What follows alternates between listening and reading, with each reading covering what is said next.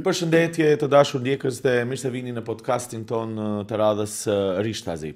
Sot të ftuar në studio kam një gazetare, do të kisha thënë doajene e gazetarisë, sepse ka ndjekur zhvillimet më të rëndësishme politike të mbamendjes tonë kombëtare të shqiptarëve në gjithë rajonin, që nga vitet 90 e më herët, sigurisht edhe deri më sot. Por arsye që e kam ftuar sot Diana Toskën këtu, nuk është të flasim për historinë, por për të qenë dëshmitar e disa zhvillimeve që po zhvillohen sot dhe çfarë impakti po lën, duke bërë paralele pikërisht me ato zhvillime të së kaluarës. Diana Toska, faleminderit që je pjesë e podcastit Rishtazi. Ja mirë, faleminderit për ftesën. Në fakt, ka ndodhur disa zhvillime kohëve të fundit që duket sikur na kthejnë në të kaluarën. Në qoftë se shikon në rrjetet sociale, gjuhën e urrejtjes, fenomenet përplasje të shoqërisë brenda shqiptare, por edhe shqiptar me Maqedonas, përshtypja është se jemi diku në vitet 90 ose diku pas viti 2001 ose rreth viti 2001. Dhe diskutimi madh është gjithmonë rreth marrëveshjes së Ohrit. Kështu që do ta filloj këtë podcast, Dian, pikërisht me këtë pyetje. A jemi ne të qartë si shqiptar të Maqedonisë se çfarë nënkupton marrëveshja e Ohrit?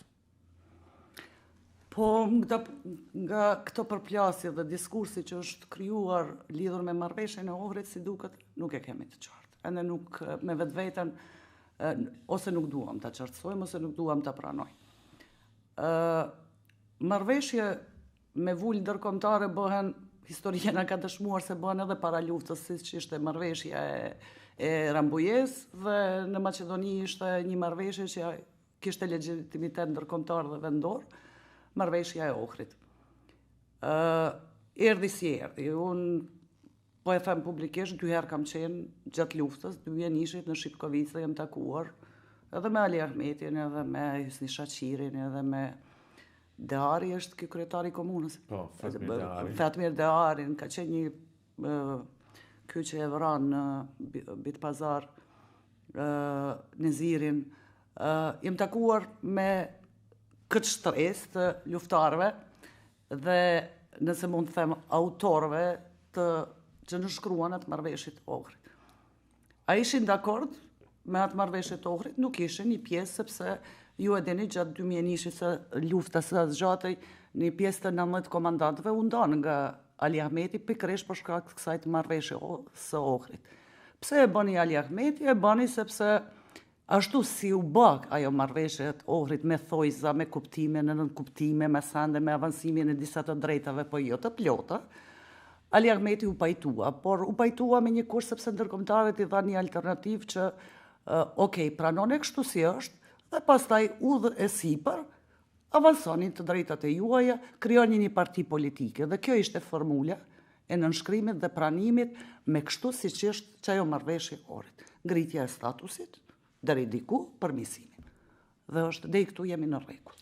Tani pse e bëra këtë pyetje, e kemi diskutuar ndoshta jashtë kamerave, sepse vëmë re për herë të parë ndoshta mes shqiptarëve të Maqedonisë kur diskutohet marrëveshja e Ohrit, një pjesë të cilëve, jo një pjesë, po pothuajse gjithë marrëveshja e Ohrit është pjesë e ligjeve kushtetutës që janë shkri edhe që janë shtyllat e këtij vendi, dilemat shtrohen ende, është zbatuar, nuk është zbatuar, është implementuar, nuk është implementuar.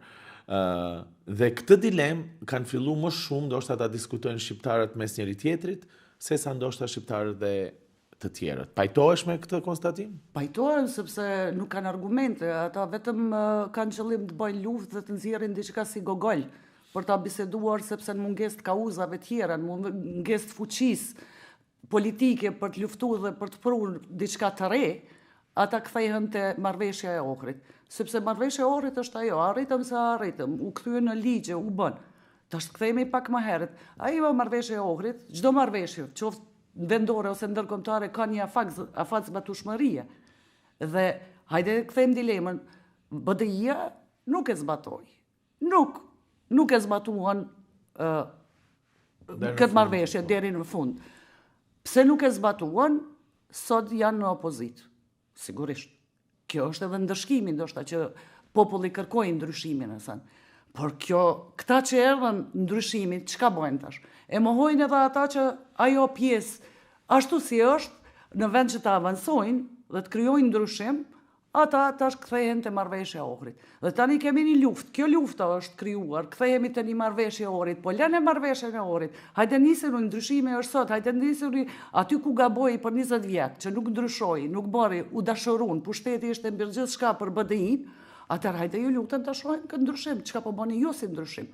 Dhe tash kjo është lufta, mua nuk pëlqen asnjë anë. Nëse BDI-ja shkoi në opozit, në vend që të reformohet, bëhet, BDI-ja po përpiqet aty ku ishte më e dobët, që nuk arriti të bëj avansimin e kësaj pikërisht këtyre pikave të marrëveshjes së Ohrit, thirret gjithmonë aty e godet tash Vlenin. Dhe Vleni nuk po mund të ecë përpara duke u marrur me topat që ja gjun BDI-ja. Dhe unë po them tash është një luftë mes jo luftë kauzash, jo luftë vendisim ndërkombëtar, jo kërkim të ndryshimit, po luftë e ult mes njëri tjetrit për një marrëveshje që ka kaluar. Tani kemi nevojë për një marrëveshje të re për me ecë përpara. Dhe kjo normalisht që palës maqedone, sepse ne luftën po e bëjmë gjithmonë brenda komunitetit, shqiptar me shqiptar. Nuk kemi luftën me palën tjetër që është bllokuese e të arriturave të marrëveshjes së Ohrit. Tani, prandaj dilemën e kam, si arriti shoqëria jonë në këtë fazë që mos mund të bëjmë një diskutim racional. Atë që po e folim. Në qoftë se është arrit ajo që është arrit dhe ka ardhur këtu dhe nuk ishte ajo që duhej, dhe si ta avancojmë çështjen përpara, por gjithë diskutimi i fundit publik është akuzues dhe sulmues.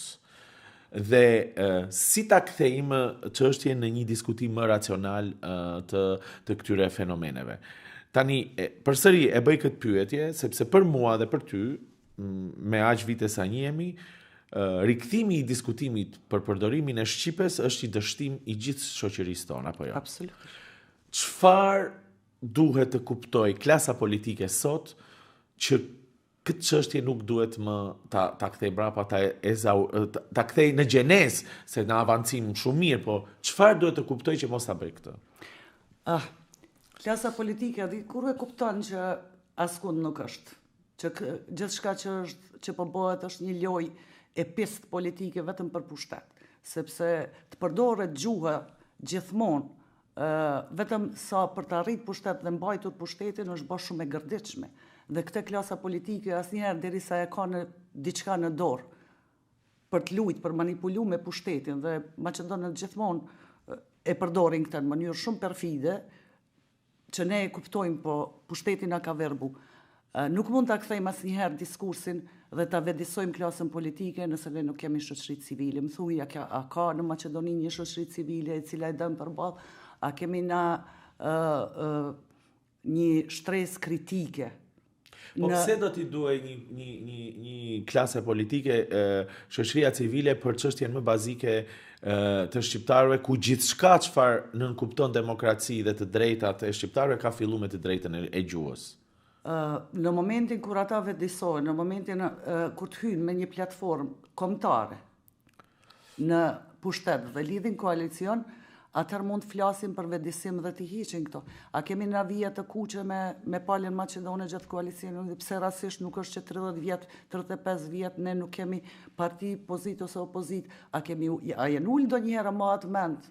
Mban ti mend ndonjëherë që janë ul pozit dhe opozit shqiptare dhe kanë bisedu këtë çështje, do të thonë ku janë vijat e kuqe të shqiptarëve? Element shtetëformues, gjuha shqiptare, gjuhë zyrtare, zyrtarizohet dhe nuk flitet më për gjuhë, po ecim para për çështje tjera. Nuk ka konsensus, sepse varësisht prej koalicionit që bëhet pushtet përdoret gjuha. Shumë mirë, a nuk është kjo një konsensus i nënkuptuar? Absolutisht. Absolutisht. Unë para disa ditë shkruajta dosje. Askush nuk mund të mbind. Absolutisht askush nuk mund të mbind pse nuk u zbatua në përpikshmëri marrëveshja e Ohrit. 20 vjet kalun. Për 20 vjet nuk arriti. Po për brenda 20 vjetë, sa milioner politikan u bënë brenda asaj partije?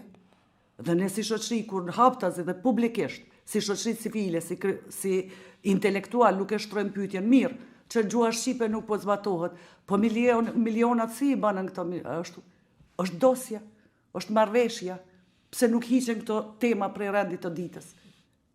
Kjo është projimi i dosjeve, dhe askush nuk mund na bind sepse është sot shumë e qartë. Vetë presidenti Pendarovski doli para haptazi dhe e tha publikisht, gjithmonë kur bëhen koalicionit, Macedoni i thot, pala Macedone merret vesh. Thot, e di shka, mëse hapni qashtin e gjuhës, mbane në këtë nivel, mbane këte, ju e merrni, ju marrim në koalicion, tenderat janë këto. Dhe është shumë e qartë, ma. Derisa dosjet veprojnë, dhe derisa tenderat bëhen politik dhe lidhen pushtetet koalicionet, ne është e kot flasim pse partit. Pse këto partit veprojnë kështu?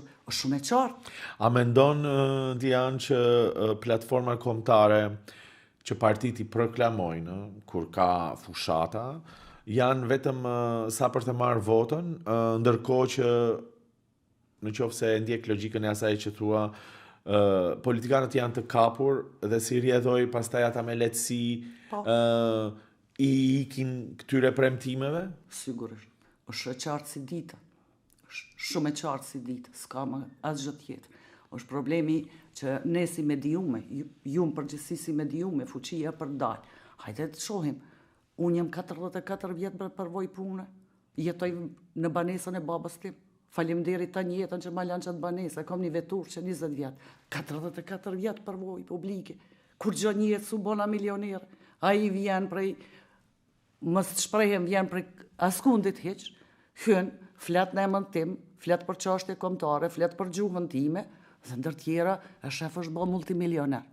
Dhe më falë, çfarë respekti do të kem unë ndaj tij? Me gënjeshtrat e tij që çdo 4 vjet më thot, ne do ta bëjmë këtë, me programet, me frymën. Kjo është ajo fryma e kriminalitetit të cilët e imponun dhe e mësun që vetëm parazitat, vetëm servelet, këtë shoqni mund të ecim parë. Çdo zë kritik, çdo njeri që na kundërshton, është i papranueshëm për këtë shoqni. Prandaj, ku i kemi ne intelektualit? Shiqo, është 3 universitete në Zim.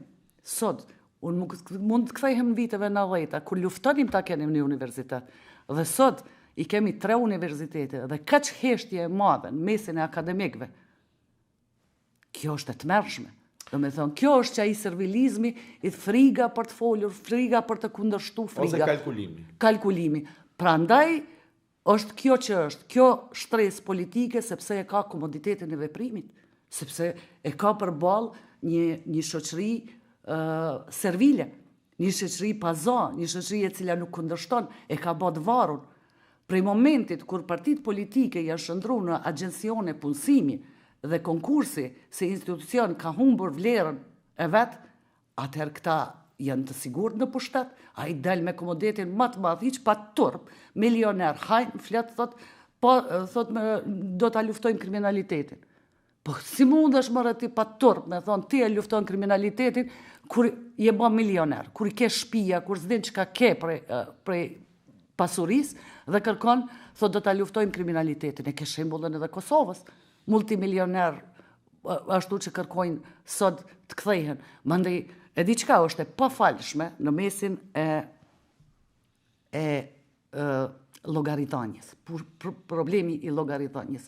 Të fusish ti brenda listave zgjedhore deputet, të cilët janë në listat zezat të shërbimeve, në listat zeza amerikane, kur në jetë nuk ka dhënë llogarinane, janë hajduqët më të mëdhaj, kanë krijuar sherifat lokal të cilët vjedhin, manipulojnë, bojnë gjithçka në emër të tyre, dhe del edhe të flet në emër të kombit, flet për drejtat e mia, për drejtat e tua, flet, ndërkohë që unë jetoj banesën e babës time, është multimilioner dhe flet për drejtat e mia.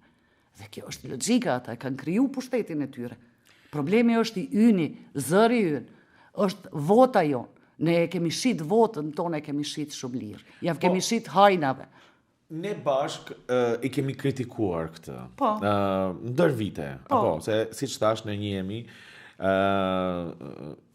për shumë kohësh. Dhe shpesh kritika na është keq kuptu, na është edhe sot ndodhet e njëjta gjë kur ti kritikon të fusin në kalkulimet e tyre, të fusin në prapaskenat e tyre, të fusin në planet e tyre se si ti mund t'i prishish dhe pse thua një kritik.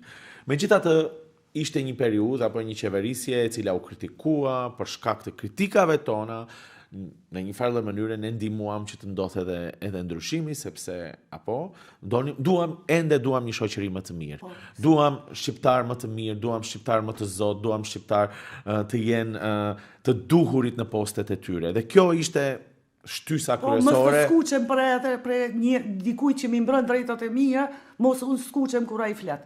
Por sot, si ta shohim lëvizjen dhe këtë qeverisje të re, të ndryshuar, tashmë të bashkuar, ku përsëri na detyron të bëjmë këtë bisedë që ndoshta edhe unë edhe ti e përjetojmë, ose do të duhesh të ta përjetojmë të ezauruar. Si ta shohim pushtetin e sotshëm, i cili na ka detyruar të flasim përsëri për Shqipen, të dalin studentët në protesta, të diskutojmë nëse është një ligj zyrtar ose jo. Ndërkohë që ne ligjin e shohim dhe e dim si është, me të mira dhe të këqijat, se bashkë kemi kritiku për pjesën që nuk ka funksionuar, dhe bashkë kemi kritiku për pjesën që është shumë evidente që duhet të zbatohet dhe nuk po zbatohet. Vendisimi, qytetar. Ende nuk kemi vendisu si shoqëri për të kërkuar ndryshim, llogaridhënie dhe deri në momentin derisa na si qytetar, si prind, nuk ju kërkojmë falje fëmijëve tanë për këtë shoqëri që kemi krijuar, për një shoqëri të kriminalizuar, që në vazhdimsi për 30 vjet votojmë këtë kategori të njerëzve, këtë kategori e cila u dëshmua jo të gjithë, normal, pa vetdije kombëtare, pa sensin për të kriju një diskurs në një shoqëri jo kaq toksike, por një shoqëri ku jeta është normale, për ta normalizu, ne nuk mund të kërkojmë ndryshimin. E kërkuam, unë kam shkru kundër BDI-s, e kam mbështet një lloj ndryshimi, sepse 20 vite një parti që është në një demokraci normale, një parti 20 vjet në pushtet nuk ka se çka të presish diçka, i bën mirë që të shkon në opozit. Dhe ajo që unë nuk muja ma ta duroj te BDI-ja ishte se u ngritën mbi pushtetin. Në momentin kur unë e kam pa që një politikan i rangut parë të BDI-s me një SMS shkarkon brenda ditës, urdhnon në fakt të gjithë që janë në punë, mjekët në spitale, gjithë brenda ditës të alshojnë vendin e punës. Unë aty jam çmend, unë aty jam step, unë kam thënë ku është morali, ku është çmenduria e pushtetit. Si mëre mundet një njeri me SMS të luj me një doktor i cili mund të jetë në sallë operacioni, mund të jetë duke kontrollu një pacient të smur, do shta dikujt i mvaret jeta, ky me komoditetin më të madh me SMS thot prej sot shkone vendin e punës e krejt. Kjo është çmenduri, kjo nuk është pushtet, kjo është azganllëk, kjo është bajrakterizëm. Kjo nuk mund të shpjegohet. Në demokraci me në ndodh ne gjana të tilla nuk lejohen. Prandaj kur ti e shoh që një parti ka ardhur deri në këtë stad, atëherë thua diçka, po e bëjmë një ndryshim, ndoshta është i mirë, ndoshta i keq e krejt. Por këta që janë pushtet duhet shkojnë pak pushojnë, ndoshta ndërkohë reformohen, i heqin njerëz që 20 vjet kanë boj pushtetin, janë aty vetëm për të pasuru, janë në lista të zeza, le të hiqin, le të bëhen, le të japin frym pak rinis, le të bëhet një reformim. Dhe pret nga këta, të cilët ishin, jo të ravari, ishte një strukturë paraqiteshin edhe nuk ishin konsoliduar, edhe bisedohej, thu, hajde të shohim këta t'i provojnë. Se ma ketë se këta nuk do t'jenë. Ndoshta do t'sjellin një frym pak ma të reja, Mirë po, unë kam besu çdo ditë që do të bojnë diçka. Dhe shiko, dikujt duhet t'i japish afat, se nuk mundesh brenda 6 muajve dhe 1 vjeti të thush, ju kur gjë s'bënet e krejt. Por tash në vitin e dytë. Kjo të shive që, edhe që atë që e kemi mbërri, ti shkon edhe fillon e rënan, a më falë ky s'qen ka ndryshim. Po, ndryshim, për ata kuqat të mirë që e kemi mri. Edhe një ndryshim krucial që këta po e imponojnë. Unë nuk thash rastisht bashkimin, po dalim të bashkimi i partive. Okej. Përçarjet gjithmonë kanë dëmtu indin tonë kombëtar. Dhe këto përçarje fillu në 94-5 në erdhën nga Shqipëria, për herë të parë dhe ne i futi Shqipëria kur 2 PPD-t u ndanë. Atëherë lindi, dhe si duket ne asnjëherë Nazim nuk arritëm me rehabilitu trungun tonë për këtyne përçarjeve.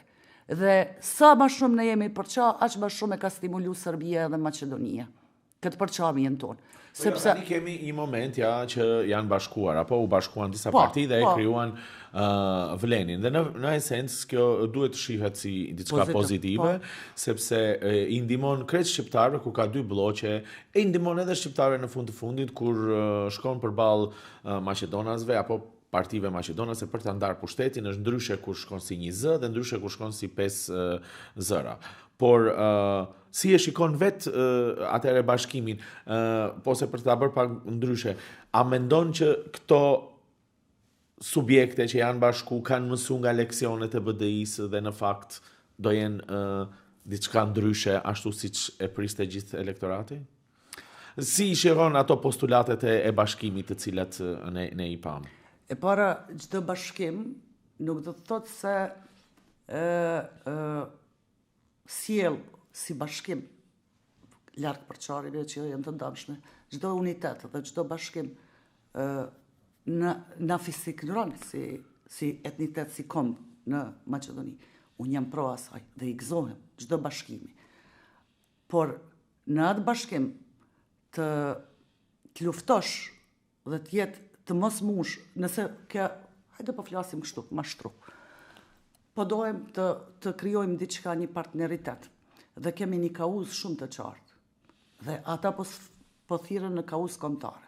Dhe qenë ka kauza kombëtare. A është me rëndësi, do të jesh ti i pari jo?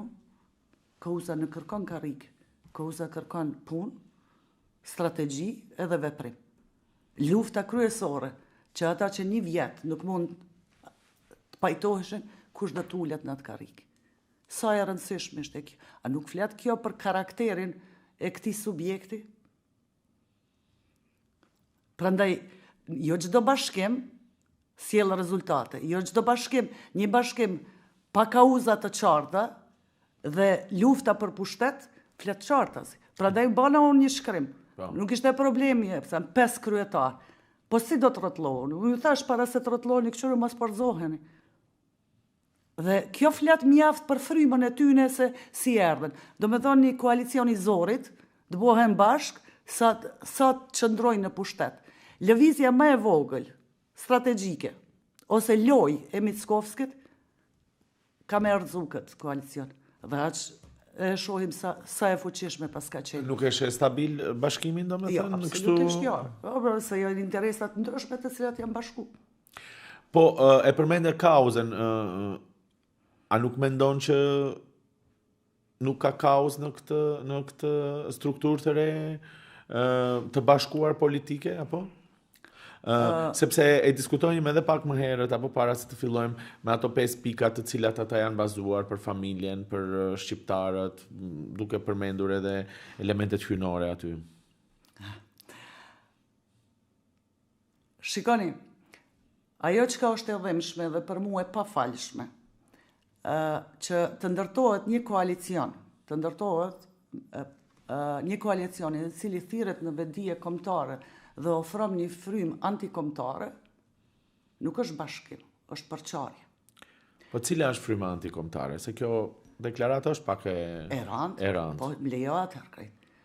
Ne si shqiptarë në Maqedoni kërkojmë të drejtat kombëtare,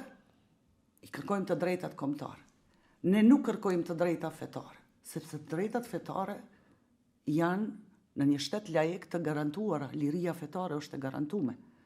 Të drejtat kombëtare, legjitime të shqiptarëve, janë të mbështetura të gjitha kombeve.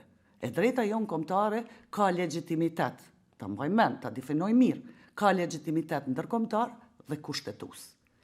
Dhe në momentin që ti këtë legjitimitet e lekund duke tentuar që të shtysh brenda një frymë fetare, atëherë ti e dobëson çështjen, vizionin, strategjinë, godet të drejtat kombëtare. Kjo është problemi, sepse këtu një gjë nuk po dojnë njerëz ta kuptojnë dhe në momentin kur ti flet për fenë, fetarizimin, muslimanizmin, me njerëz shikohet se ti po godet fenë, po godet. Nuk është këtu çështje feje. Kombi është përkatësia.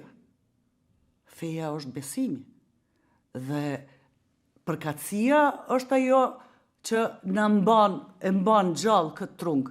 Dhe këta vleni me këtë platformën që i pash 5 pika që ashtu e shpall fenë si akt hyjnor, si frymë tyne, religionin e shpall si frymë tyne. Okej, kërkush ty s'po ta ndalon religionin. Jemi krejtë në rregull e krejtë. Por ta fusish brenda frymës kombëtare religionin dhe religioni të flasim ta institucionalizojsh, ta legjitimosh një frymë e të tillë e dëmton çështjen kombëtare. E zvoglon, po shiko, kjo i bie agenda diabolik. Kjo është një agenda diabolik, e cila atakon drejt për drejt identitetin kombëtar, sepse ti po don me e bë ridizajnimin e identitetit. Dhe vend që të hidhet nur ose dritë mbi identitetin kombëtar, ti po dizajnon një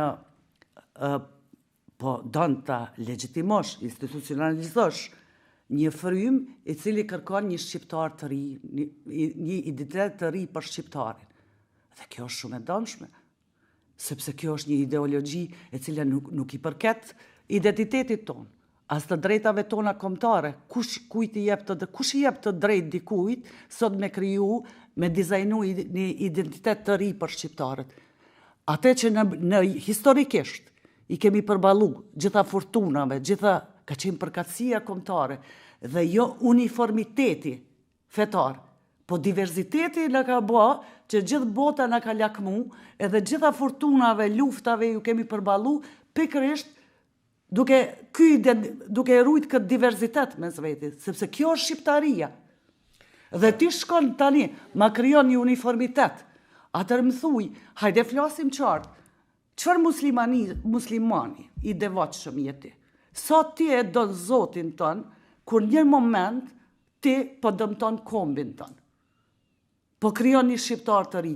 Po në koha e Serbëve, koha e Miloševićit e tjerëve, kur kërkohej shqiptar të mirë, tash dikush po don me na ndo, shqiptari i mirë është ai vetëm që ka kauzë fetare, ndërsa ju të tjerët jeni shqiptar të dëmshëm. Tash ka ardhur një moment i ri, një frymë e re e këtij bashkimi, e thënë.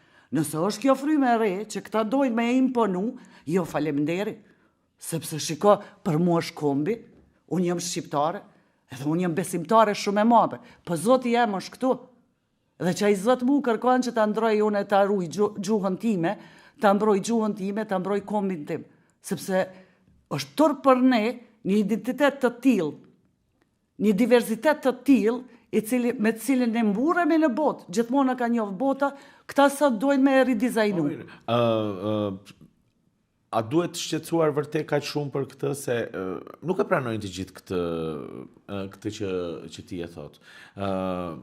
Prej subjekteve politike, dakord, ndoshta janë përfaqësues që ndoshta janë më të devotshëm, por jo domosdoshmërisht duan të krijojnë një shqiptar të ri, apo e shikon këtë edhe për shkak të asaj se në qoftë se je me një parti je me Shqipërinë dhe në qoftë se je me një parti tjetër je me Kosovën. E shikon edhe në këtë kontekst ndarjen që e krijon, apo është thjesht një frymë të cilën ndoshta jo të gjithë e lexojnë siç është shkruar. Është fryma religioni dhe ndarjet mes Shqipërisë nuk ka lidhje. Po cili është ky shqiptar i ri që duhet të krijohet atëherë sipas teje? Po kjo frymë që të këta të imponojnë, është që kjo. Po do ishte vetëm shqiptari i Maqedonisë, që nuk do ketë lidhje me Kosovën e me Shqipërinë? Po ideologjitë ndryshme, intenca e tyre është që të shtrihen nga gadar dhe po ta imponon ashtu, sepse unë si besimtare, mu nuk më pengon ti Nazim kur shoh një shqiptar, një dikend, se nuk e dija është shqiptar, ande ndjehet ai shqiptar, po për shembull, ka shkurtu pantallonat, tjetri është vesh, tjetri për shembull intelektual është institucione përfaqëson dhe mu me selam aleikum më përshëndetes sa në krejt. A nuk flet kjo është shumë individuale. Dhe deri këtu jemi normal, diçka që është personale e tij për momentin kur kjo të futet ty brenda institucioneve, atëherë është problem. A di pse? Sepse hajde të kthehemi te Jeffersoni. Jo, të lutem, hajde të kthehemi te Jeffersoni. Ishte presidenti i parë i cili në një Amerikë krishtere tha jo, kur e pa që pushteti, politika po keq përdor çështjen e shpirtin, emocionin për të marrë në pushtet, tha jo, do ta ndajmë tha fen edhe tha prej politikës. Dhe fejen e mbron shteti aty. Do me thonë, laiciteti është që ky. Shteti ka për obligim të mbroj shpirtin, të mbroj besimin, të mbroj. Dhe në momentin ne si shqiptar që futem fen brenda institucioneve, mos harro. Është keq përdorim. Keq përdorim laicitetin. A do duhet ta kemi fokusin edhe kritikën ne jo te besimi, po te sa administrator të mirë janë, sa din ta bëjnë punën. Po demokracia e don këta. Sa janë të zot, edhe sa janë njerëzit e duhur në postet e duhura, le të jetë besimtar, s'ka problem. Por të jetë menaxheri i duhur, të jetë juristi i duhur, apo se diskutimin e filluam edhe këtë shqetësim që e kemi është pikërisht këtu, se po rikthejmë do çështje se po interpretojmë për shkak të politikës ditore dhe jo për shkak të një qëllimi më të madh siç do ishte apo arritja e të drejtave përfaqësimit e kështu me radhë. Kjo është problem për arsye se unë thash partitë politike kanë krijuar një atmosferë të tillë që nuk ka lidhje kvaliteti personit krejt, është ndëgjueshmëria, është domethënë ke atë librezën e partisë dhe ti mund të shkosh aty këtu. Edhe kjo është ajo që partitë politike kanë arrit deri te një diskurs për të nënshtruar, për ta lënë qytetarin pa dinjitet. Sepse shiko, një PM jemi mbledh si familje dhe e kemi shkolluar, kemi bërë një programer të shkëlqyshëm. Dhe 5 vite konkurroi në disa vende të punës, nuk arriti të punësohet, sepse nuk i takonte asnjë partie politike, tjetri, një migrant, tjetri, ky lidhi për shkak të aftësive u detyru të punon për dikën të huaj. Kjo është, sepse momentin kur ti hyn në një parti, kur hyn ti në fakultet. Këtë desha të them. Edhe shiko unë si printash, e kam shkollu edhe duhet ta punësoj. Unë duhet shkoj ta los. Talos, si prind, një dikon prej politikan me të lutëm ka diplomu djali shtin më në punë. Momentin që djali punësohet, tash përveç tjerave, bëhet argati partisë. Jo, nuk është më programer, është argati partisë. Pse? Sepse sa herë që do lideri duhet, a i ka me thirë, të qëndron pas ti. Pas ti. E ku mbet digniteti ati programeri ati, po ku mbet digniteti jem si prind, kur ti ma shëndron djalin, që unë me mund dhe me shpirt e kam shkollu, në një intelektual servil. Po kështë që i po ta imponon. Dhe ndryshimi e dikosht, kur të vjen ndryshimi i një partije, kur të vjen edhe vlerëson meritokracinë. Kur konkursi, institucioni i konkursit, do të bëhet, legjitimohet dhe do të vlerësohet. Kur pazaret, koalicionet mes partive nuk do të lidhen për atë se si kënë do të punësojmë, cilin të ndërë do të marrë dhe qka do të përfitojmë unë për kësaj. Po kur dy koalicione, dy partner koalicionesh do të bisedojnë për zhvillimin, për integrime, për këtë gjenerat e cila kërkon robotikën, inteligjencën e krejt, ku jemi nisë si shoqëri për këtë? Po, ja, se e fillun bisedën edhe në fakt ky podcast normal regjistrohet, do transmetohet të hënën ku protesta e studentëve do të kenë mbaruar, por na bën përshtypje pikërisht ja një moment se edhe prandaj edhe ishte arsyeja e këtij diskutimi i këtyre kthimit të këtyre temave që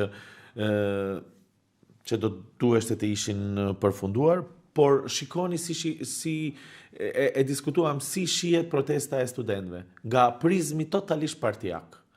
njëri i thot të ka manipulu tjetri, tjetri i thot mos të ketë manipulu tjetër, pra praktikisht edhe studentët që janë të pastër, se i kam taku edhe që më kanë lënë një përshtypje shumë të mirë, atë shpresën që ndoshta nuk e shohim aq shpesh, po mundojnë të ngjyrosin domosdoshmërisht me një bisht partia. E di pse? Sepse kanë frikë nga studentët. Nga frikë nga një pjekuri e studentëve që më në fund detyrohen, ata që është dash partit politike ta bojnë, ta zgjidhin problemin e provimit jurisprudencës, sa ministra kemi pas në drejtësi, sa ministra në arsimi kemi pas. Kjo është ajo zbatueshmëria e marrëveshjes së Ohrit, nuk janë po, dhe tash është frikë. Ata i frigohen një gjenerate të re që është përvedisohet. Ajo gjenerate e re që për thot babalarve, rrinin shpe faleminderit se ju na krijuat një shoqni tillë që na nuk mundem me një provim ta japim gjuhë shqipe. Ju thot këtyne partive e diçka, koha është të largohen dhe një gjenerate e re, sepse shqiptarëve më Maqedoni ju duhet një alternativë, ju duhet një parti politike elitare, një parti e cila do të jetë kombëtarisht e vetëdijsume, e cila do t'i përshtatet standardeve evropiane, perëndimoreve, këto gjitha kërkesave që bota e civilizume i kërkon. Nuk kemi nevojë të kthehemi mbrapa as viteve 90, as krijojmë neo-osmanli të ri brenda nesh. Po dojmë të ecim përpara. I frigohen profesorët, sepse ne kemi profesorë dhe doktorë të shkencave, krenë brenda 3 universiteteve, të cilat vend që t'ja zgjidhin problemin studentave, edhe me provime gjitha, ata heshtin. Dhe e diku është mjerimi, kur ti e pash, do me thonë, pash, a ditë se isha edhe unë në mesin e studentëve, pash edhe politikan të 2 partive, pash edhe profesor. Dhe e shikoj një profesor. Edhe është cili prej tyna e ka fillu këtë luftë që 20 vjetë kemi universitete me thonë e diçka, kështu nuk shkon.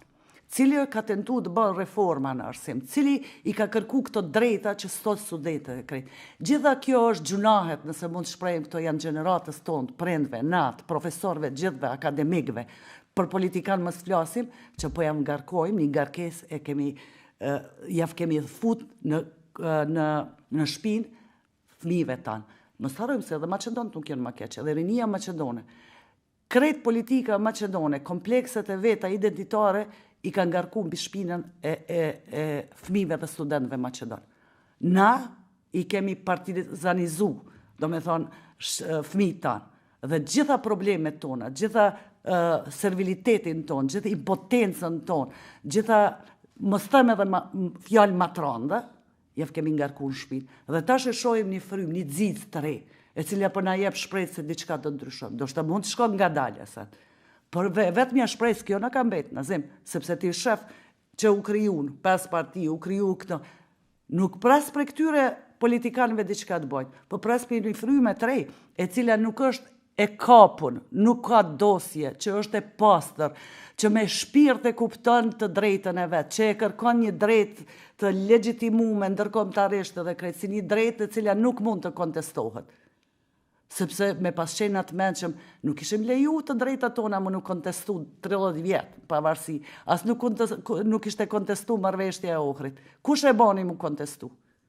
Dhe sot, kjo është e vetë mja shpresë. Edhe di ku unë e shoh, kënaqem kur i shoh disa prej atyre që flasin me guxim, i kërkojnë të drejtat, sepse ne lider të ri potencialisht nuk mund të nxjerrim prej partive. Klasa më e pastër, ideologjike, nesër që do të del prej këtyre me një kauz të qartë, është pikërisht këta lider të ri që po krijohen mesin e studentëve. Prandaj me mishë me shpirt, me mediume, me gjithë, ne duhet të jemi përkrahas, të krijojmë mesin e tyre këta lider të ri, të cilat do të na nxjerrin pa nga kjo situatë cilat jemi, sepse jemi lodh nazim. Sa ecim para dikush na kthet mbrapa, ecim para ktheu mbrapa. Tash na jemi bosi si topa. Çka bën lund dikush me identitetin ton, lund çdo kush që është në politik për shkak të hir të një kolltuku, një karrike, lund me identitetin ton. Ne po shndrohemi, po krijojmë një identitet të ri për çarës, si kom për çarës, dhe një identitet që jemi pakurizor. Dhe të lutem, ne më shumë se gjithçka kemi nevojë sot për një frymë të re. Gëzohem që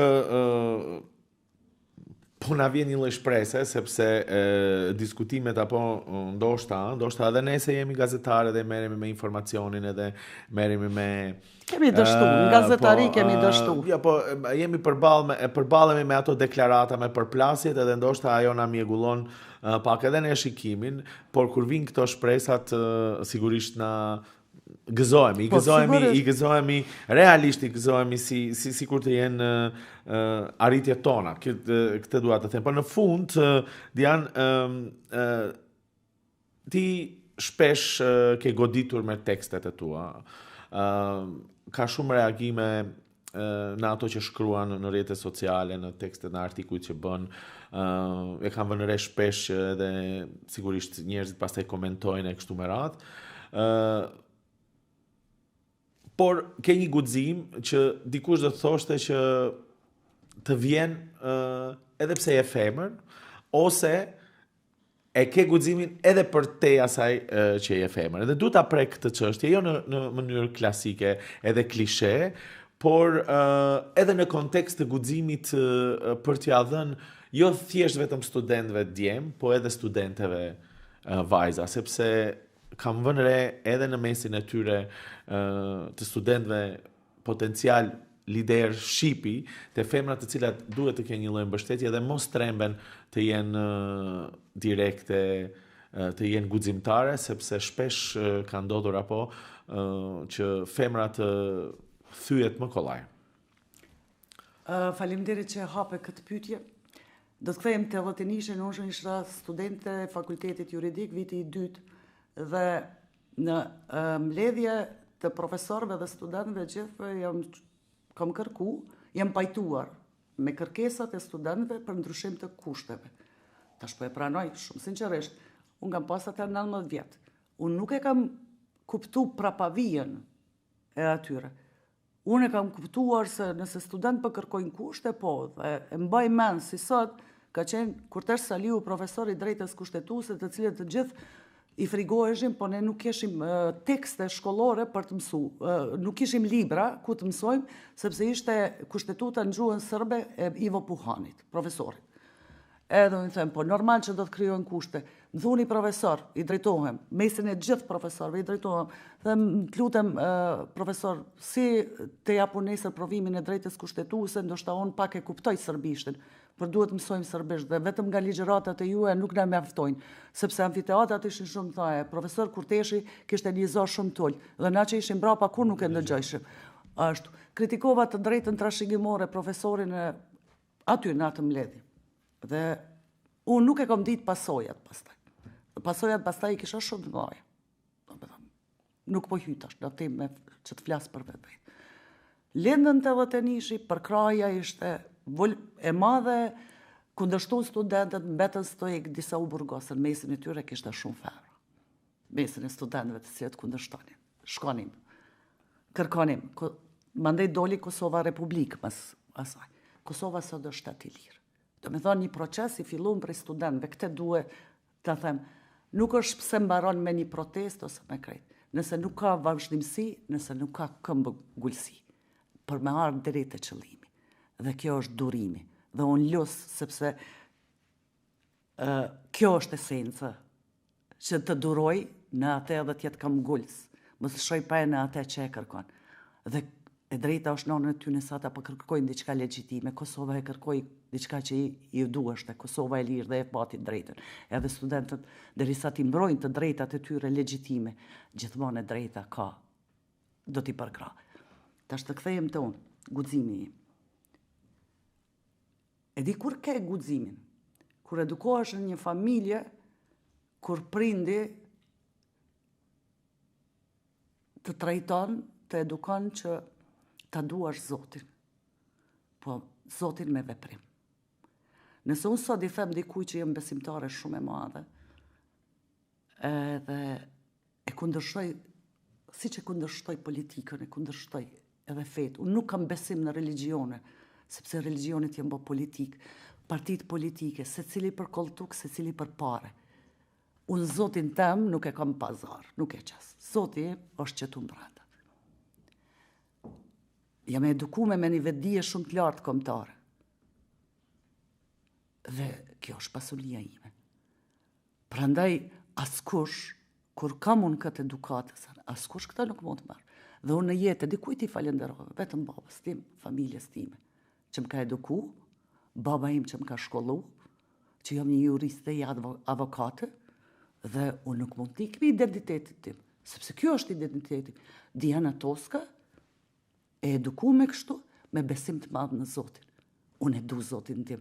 Dhe kur po ma shesin Zotin, kur ma fusin ideologji tjera, kur godasin identitetin tim, sepse shqiptaria është flamur, dhe në brenda ati flamuri është diverziteti kulturor i yni, i njoftur dhe ashtu. Dhe kur dikush tenton me e cënu këtë diverzitet, me e kriju një uniformitet, atër Diana më nuk shikon kush është anazimi, alirimi, a dikush tjetër.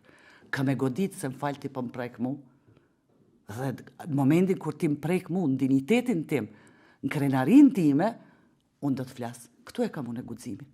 Dhe prandaj uroj që çdo vajzë të veproj kështu.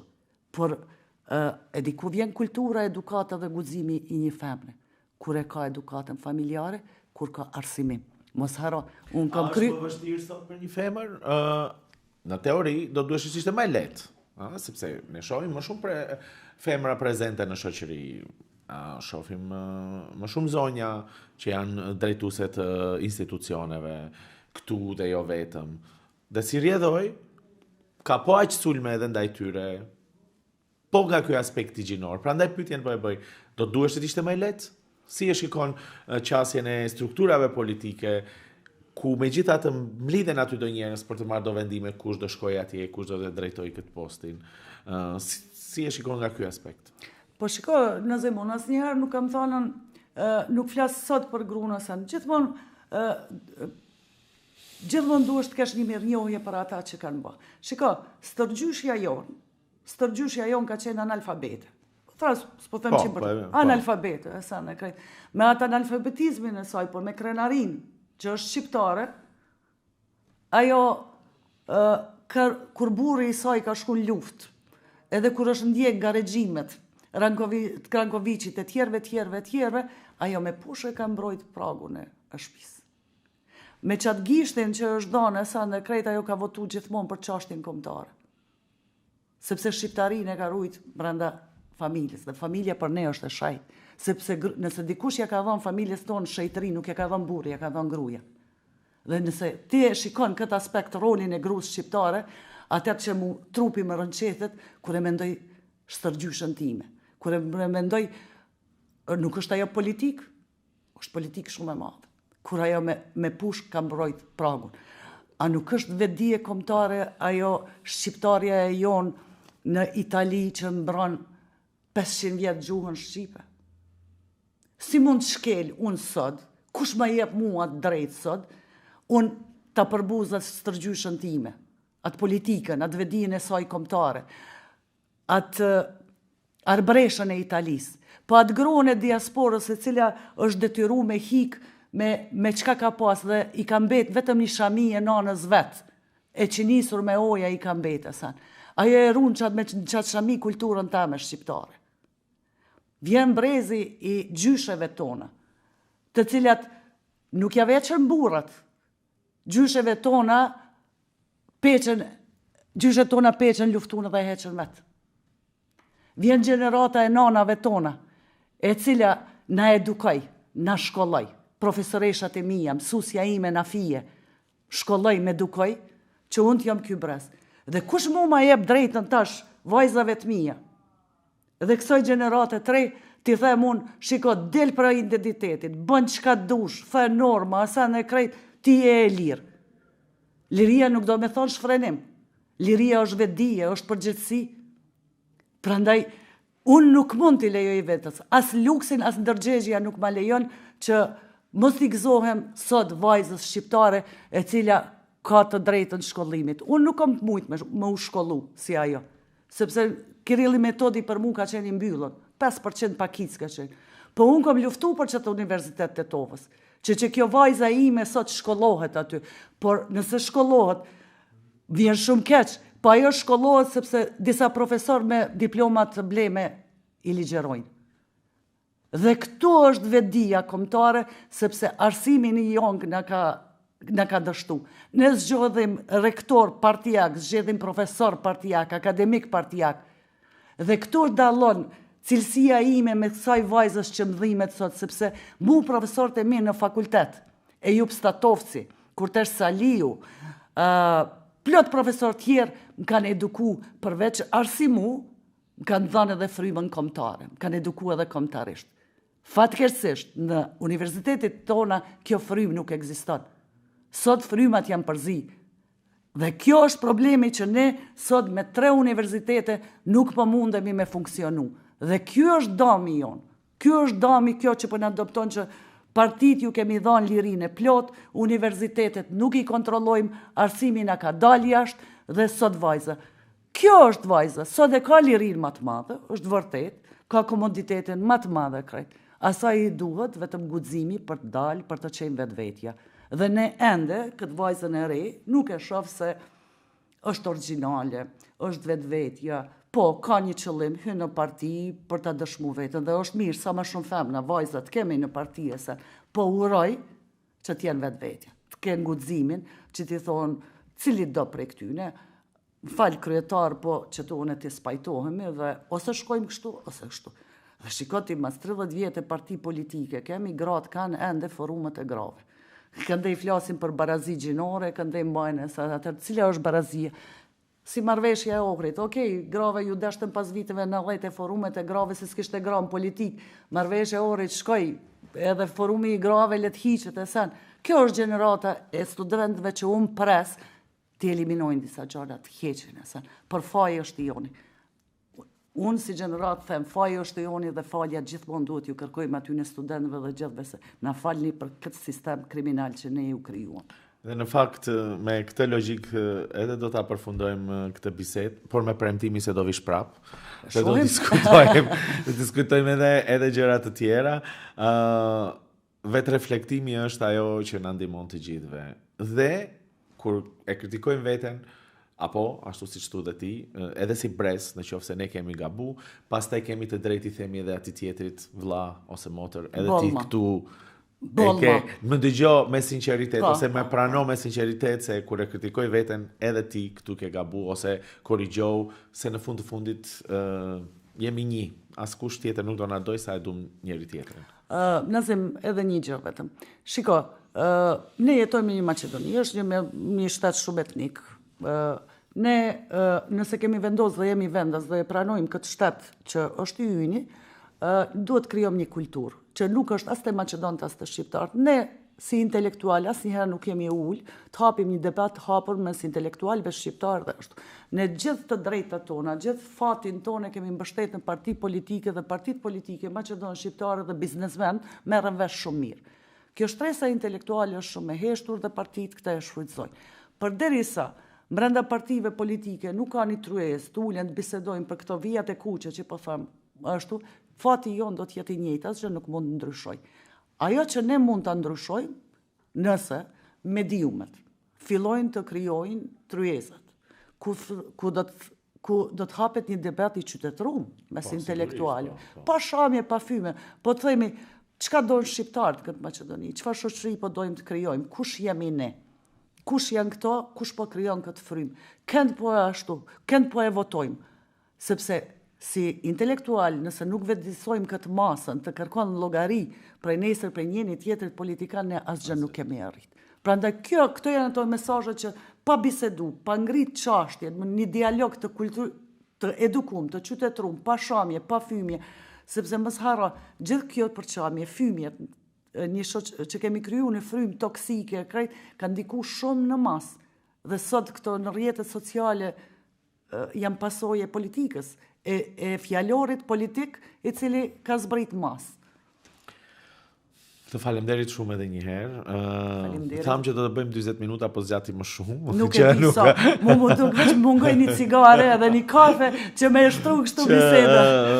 Që do të thotë që kemi gjëra për të thënë, po siç thash, me kënaqësi do të ftoj përsëri, ndoshta edhe për të diskutuar për një fenomen më konkret që pastaj ta japim këtë guximin intelektual edhe tek të tjerë. Diana Toska, faleminderit shumë. Faleminderit për ftesën. Të dashur ndjekës, faleminderit dhe ju që na ndoqët. Sigurisht pas disa ditësh do të vim sërish me ju me çështje dhe tema të tjera. Deri atëherë, mirupafshim.